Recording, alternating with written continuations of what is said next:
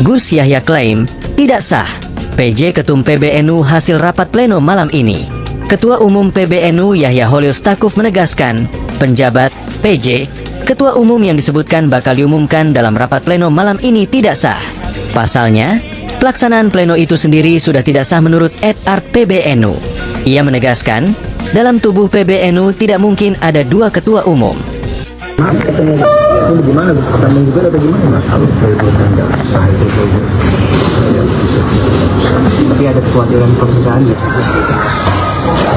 Dan sekarang sampai ke bawah semuanya orang nggak mau. Ada. Nggak ada yang mau lihat pernyataan yang memang beneran orang yang Ujar Gus Yahya saat ditemui di kantor PBNU, Jakarta, Selasa, 9 Desember 2025. Gus Yahya mengatakan, posisi ketua umum hanya bisa diubah melalui muktamar yang pelaksanaannya sesuai dengan Ed Art. Apapun keinginan orang untuk menghentikan saya tanpa muktamar, tanpa tinggi, itu tidak mungkin bisa dieksekusi karena bertentangan dengan DRT. Bahwa orang bermanuver, namanya manuver kan tahu lah, biasanya itu ngomongnya itu 100 meter, tapi ya kalau dapat 10 meter ya oke lah, biasa. Lanjutnya, Yahya menyinggung rapat pleno yang bakal dihadiri sebagian anggota PBNU malam ini tidak memenuhi syarat pelaksanaan pleno.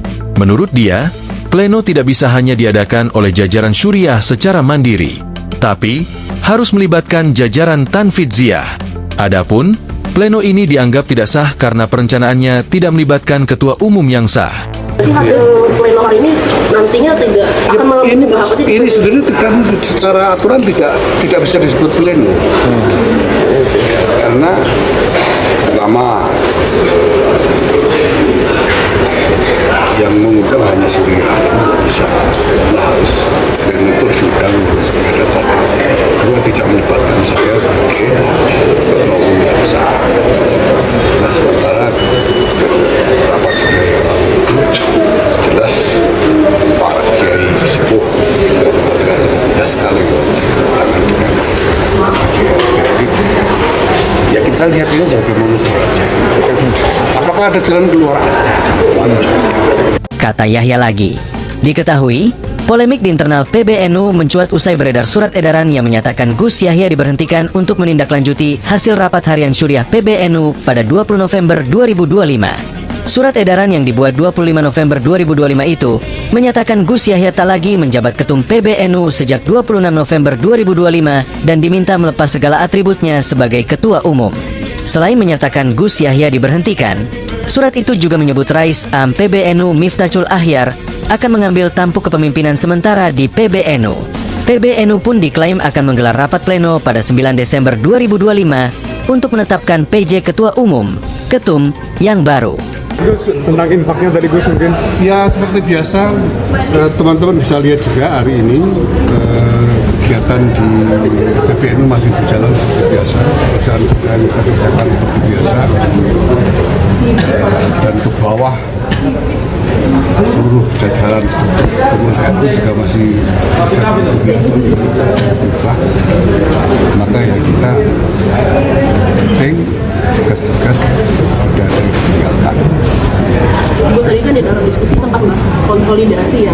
Ini berarti sebenarnya masih konsolidasi itu masih Gus rencanakan sudah berjalan? Sudah, ya itu yang tadi kan saya bilang transformasi itu di antara konsekuensinya. Karena kita mau bangun konstruksi baru, ada elemen yang mungkin tidak kompatibel lagi. Kemudian ya katakanlah berupaya melawan. Mengenai acara pleno PBNU sore hari ini, Ya itu tadi apa namanya, ada yang punya kepentingan lalu membuat manuver ini akhirnya kan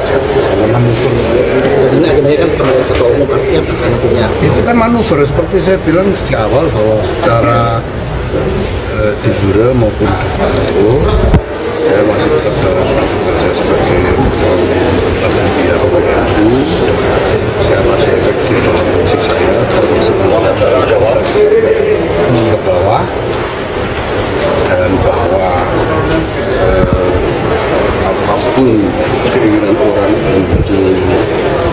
mengajukan saya tanpa kontrak tinggi itu tidak mungkin bisa dieksekusi karena bertentangan dengan DRT. Bahwa orang manuver, namanya manuver kan tahu lah, biasanya itu ngomongnya itu 100 meter, tapi ya kalau dapat kilometer ya biasa. Berarti hasil pleno hari ini nantinya tidak akan mengubah apa sih? Ini sebenarnya kan secara aturan tidak bisa disebut pleno. Karena pertama yang mengumumkan hanya Surya, tidak bisa. Karena harus yang mengatur sudah sebagai data. Kedua tidak melibatkan saya sebagai ketua umum yang sah. Nah sementara rapat saya yang lalu itu jelas para kiai sepuh dan tidak sekali tangan dengan ya kita lihat ini sebagai manuver aja. Apakah ada jalan keluar? Gus, Gus, program terkait 1 juta keluarga NU peduli bencana ini bagaimana sih mekanisme pengumpulan dana sampai dengan mekanisme pendistribusiannya? Yang pertama ya, seperti saya sebut kita punya modal 1.190.000 keluarga sebagai anggota gerakan keluarga masalah DNU.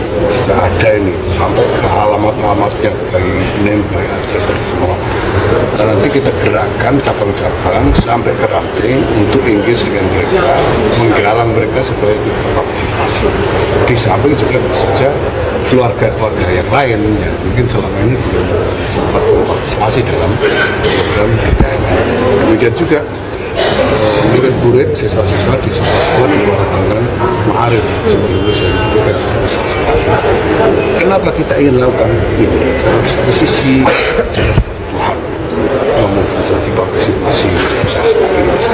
Dan kedua ini momentum untuk menggalang konsolidasi bangsa, konsolidasi masyarakat. Ini loh, kita punya keprihatinan bersama, mari berpikir tentang keprihatinan bersama ini dan berusaha mengembangkan sesuatu yang serta membantu penanggulangannya. Ini saya kira akan membangkitkan moral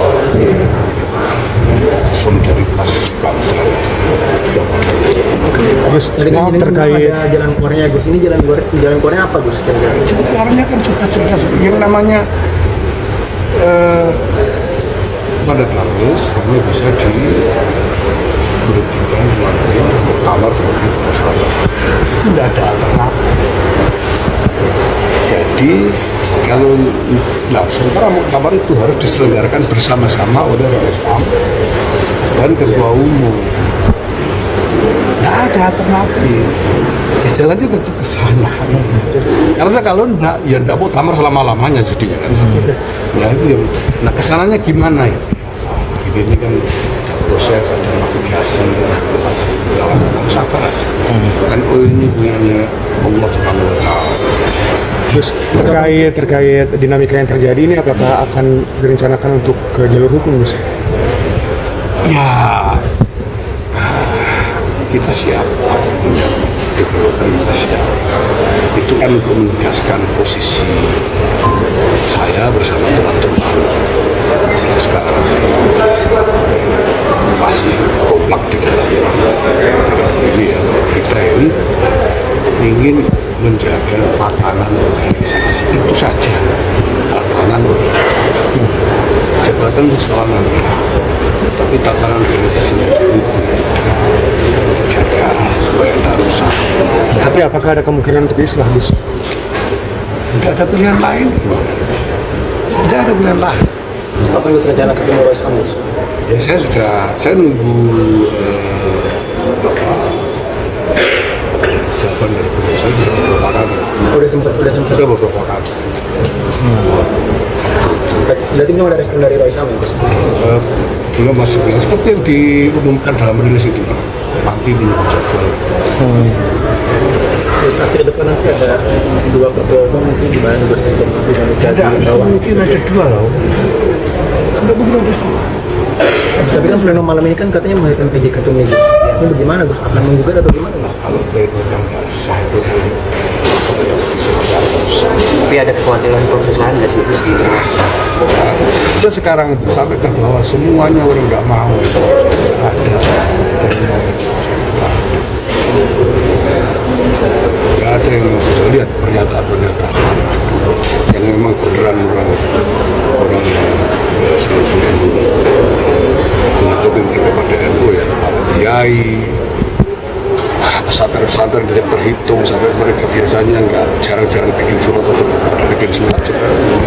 ya jangan pecah cabang-cabang itu terhitung pada bikin surat supaya bersatu kembali nggak ada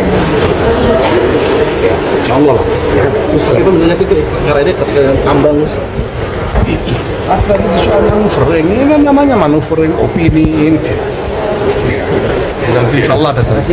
Gus memastikan berarti tidak akan datang ke rapat pleno sore ini ya Gus ya? Ya untuk apa? Konteksnya. Siap.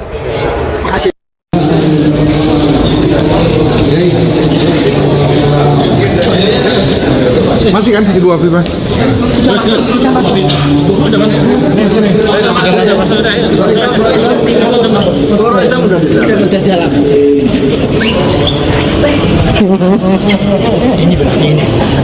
Allahumma salli ala Muhammad ya Rabbi salli alaihi wa sallim